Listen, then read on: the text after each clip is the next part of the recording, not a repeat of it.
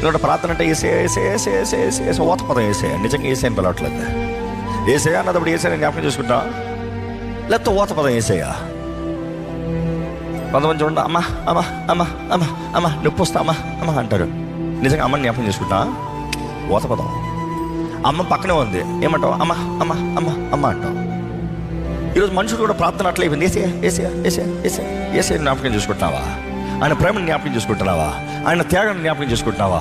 ఆయన వాగ్దానాన్ని జ్ఞాపకం చేసుకుంటున్నావా? ఆయన నీకు అనుగ్రహించిన పరిశుద్ధాత్మను జ్ఞాపకం చేసుకుంటున్నావా? లేదే. అందుకని శక్తి లేదు, అందుకని కార్యం జరగట్లేదు.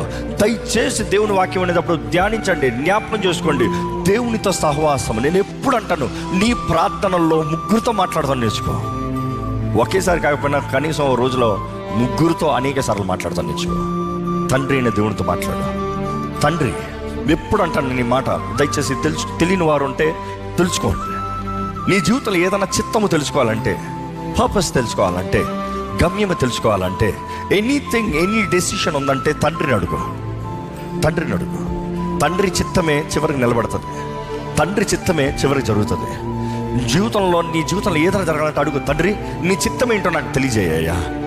తండ్రి ప్రేమ గొప్పదండి. చాలామంది యేసయ్య ప్రేమ గురించి మాత్రం మాట్లాడతాం. But I would always say, if you have not really understood Jesus, you cannot understand God's love, father's love. నువ్వు ఇంకా పాపివై ఉన్నదప్పుడే నీ కొరకు తన కుమారుణ్ణి బలిగా ఇచ్చాడు. జ్ఞాపకం చేసుకో. తన అద్వితీయ కుమారుణ్ణి, ఒక కుమారుణ్ణి నీకు, నువ్వు ఆయన ఎవరంటే తెలియని వ్యక్తికి ఆయన తన కుమారుని బలిగా ఇచ్చాడు. No his love. చాలాసార్లు తండ్రి అన్నప్పుడు కొంతమంది ఆర్థడాక్స్లు ఎలా ఉంటారు, తండ్రి అంటే భయం, terror. No, you have not understood him. You have not understood him. He is love. God is love. దేవుడు ప్రేమై ఉన్నాడు. యేసుప్రభు అంటాడు, మీరు నన్ను చూస్తే తండ్రిని చూసినట్టు. యేసుప్రభు అంటే ప్రేమ అంటున్నావు కదా, మరి తండ్రి ఇంకా ప్రేమ. ఆయన నీ స్థితిని ఎరిగి నిన్ను ప్రేమిస్తూ నీ జీవితంలో గొప్ప కార్యాలు జరిగిస్తానికి ఆశపడుతున్నాడు. గొప్ప కార్యాలు, మామూలు కార్యాలు కాదు. నేను నిన్ను శాశ్వతమైన ప్రేమతో ప్రేమిస్తానని చెప్పిన తండ్రి, ఆ తండ్రిని